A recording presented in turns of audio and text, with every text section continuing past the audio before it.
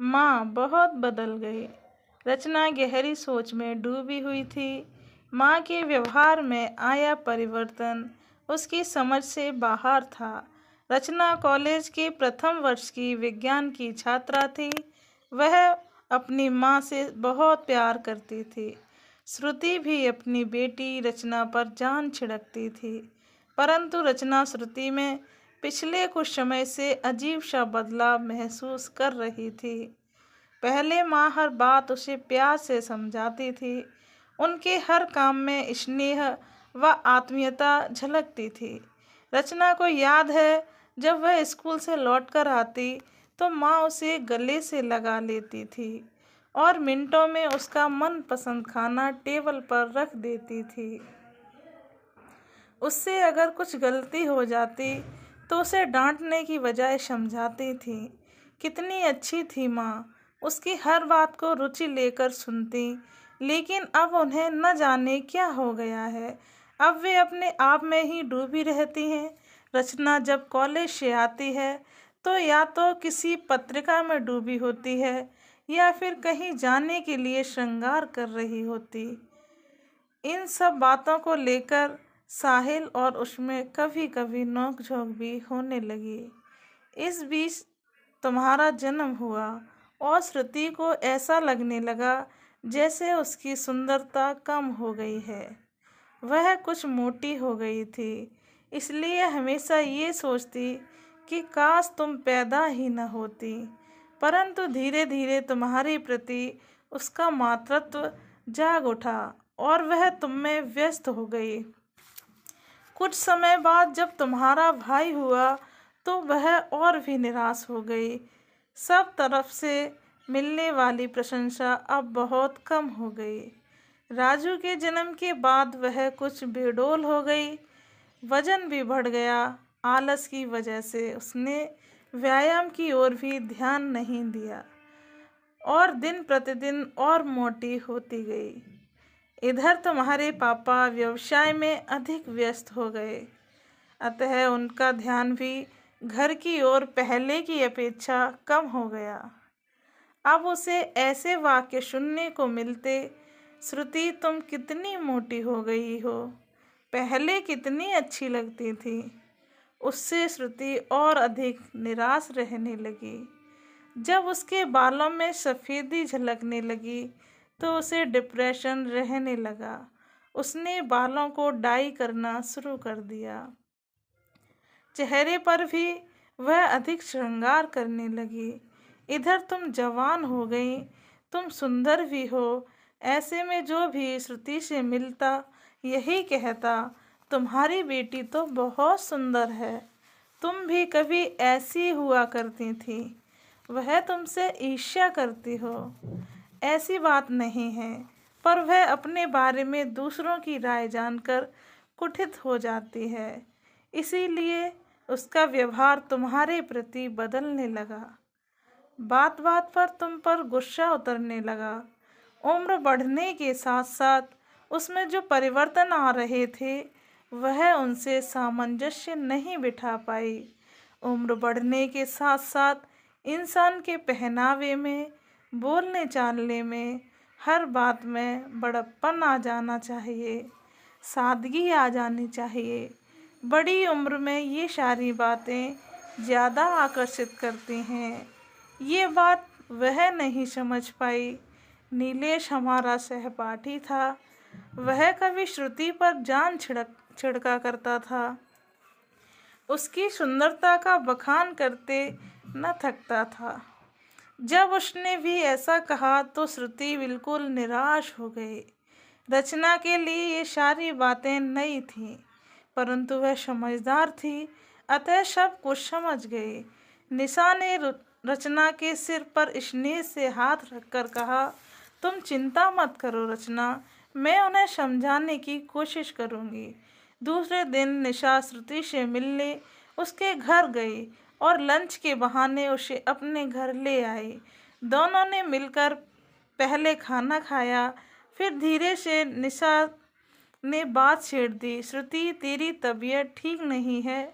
नहीं निशा, बस यूं ही मन कुछ अच्छा नहीं है। क्यों, क्या हुआ? पता नहीं निशा, कुछ भी अच्छा नहीं लगता, बस चुपचाप लेटे रहने को जी चाहता है। किसी से मिलने की, बात करने की भी इच्छा नहीं होती। जिंदगी से जैसे कोई चाह ही नहीं रही। श्रुति निराश स्वर में बोली। निशा मुस्कुरा दी। क्या फिलोसफर जैसी बातें कर रही है? अरे ये तूने बालों का क्या हाल बना रखा है? मैं ठीक कर दूं? निशा कंघी लेकर आई और उसके बाल संवारने लगी। कितने सुंदर हैं तुम्हारे बाल। आज भी मेरे देख सारे झड़ गए हैं, और इनकी हल्की सफेदी तो तेरे चेहरे पर चार चांद लगा रही है। श्रुति ने आश्चर्य से निशा की ओर देखा। चार चांद? कैसी बातें कर रही है निशा? सफेदी तो बुढ़ापे की निशानी है। निशा हंसकर बोली। बुढ़ापे की नहीं, बड़कपन की निशानी है। जब हमारे बालों में सफेदी आ जाती है ना, तो हमें बड़कपन झलकने लगता है। तुम्हें तो मालूम है, जब जवानी में कॉलेज में पढ़ाती थी तो लड़के मुझे कितना छेड़ते थे। मैं तो बहुत दुखी हो जाती थी। पर अब सब कितने अदब से बात करते हैं, कितनी इज्जत करते हैं। उम्र के साथ अनुभव भी तो बढ़े हैं, इसलिए मैं पहले से अच्छा पढ़ाने लगी हूँ। सारी कक्षाएं चाहती हैं कि मैं ही उन्हें पढ़ाऊं। ये सब इसी सफ़ेदी का कमाल है। श्रुति हैरानी से उसे देख रही थी। बालों की सफ़ेदी भी कभी खुशी का कारण बन सकती है, ये तो उसने कभी सोचा ही नहीं था।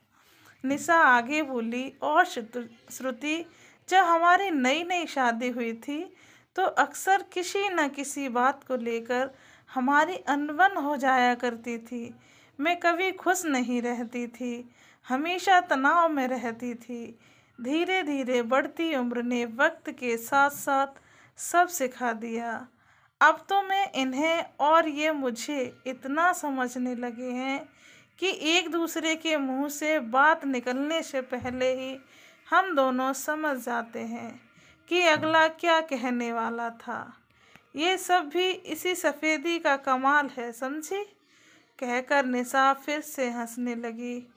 इस बार श्रुति भी हंसे बिना नहीं रह सकी। हंसते हंसते उसे साहिल का ख्याल आया। क्या उसने साहिल के बारे में कभी ऐसा सोचा भी?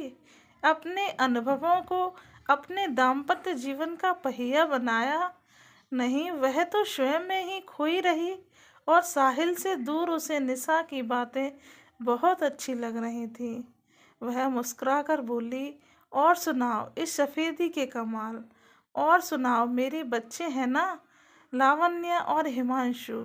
जब तक पैदा नहीं हुए मैं अपने आप को अधूरा महसूस करती थी।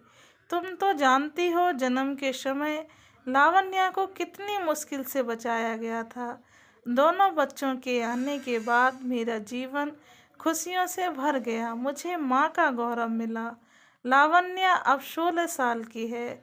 उसे मेरे प्यार, सलाह, मार्गदर्शन की ज़रूरत है। मैं उसकी सबसे अच्छी दोस्त हूँ। मैं उसकी हर बात में शामिल हूँ, वरना इस उम्र में बच्चे भटक भी सकते हैं। इसी समय तो उन्हें हमारी ज़रूरत होती है। श्रुति की आंखें नम हो उठी। क्या रचना को भी वह कभी ऐसा दोस्ती का रिश्ता दे पाई? क्या उसने कभी स्वयं को 2 बच्चों की माँ होने का गौरवान्वित अनुभव किया? शायद नहीं। तभी निशा अंदर जाकर एक साड़ी ले आई और उसे देते हुए बोली। देख श्रुति, ये साड़ी कैसी है? कल ही खरीदी है। श्रुति ने साड़ी देखकर कहा। अच्छी तो है, पर इसका रंग बहुत ही हल्का है। निशान ने कहा। इनकी पसंद है। वैसे भी अब मैं गहरे रंगों को छोड़कर हल्के रंग पसंद करने लगी हूँ। हर चीज़ का एक वक्त होता है, और वक्त के साथ चलने में ही बुद्धिमानी है। श्रुति, उम्र के साथ स्वयं में आए परिवर्तनों को खुशी से स्वीकारना चाहिए। इस प्रौढ़ावस्था का भी अपना एक महत्व है, हमें इसे भरपूर जीना चाहिए। बल्कि मैं तो इसे अपने जीवन का सुंदर हिस्सा मानती हूँ। और तुम? श्रुति सिसक रही थी उसकी, और निशा कि सोच में जमीन आसमान का अंतर था। अपनी सोच की वजह से ही उसने अपना जीवन नरक बना रखा था। वह कोई जवाब न दे सकी। बताओ न श्रुति, तुम क्या सोचती हो? निशा ने फिर पूछा। श्रुति ने भीगे स्वर में कहा, निशा, आज तक मैं भटक रही थी। मैं समझने लगी थी कि जवानी खोकर मैंने सब कुछ खो दिया है, पर आज मेरी समझ में आ गया है कि मैं कितना गलत सोचती थी। तुम्हारी बातें सुनकर आज मेरी आंखें खुली हैं। आज पता चला कि प्रौढ़ावस्था भी उतनी ही महत्वपूर्ण है। तुम्हारे ढंग से सोचूं तो मैं सचमुच बहुत सुखी हूँ। हाँ, अब कुछ अधूरे काम करने हैं जो अब तक ना कर पाई।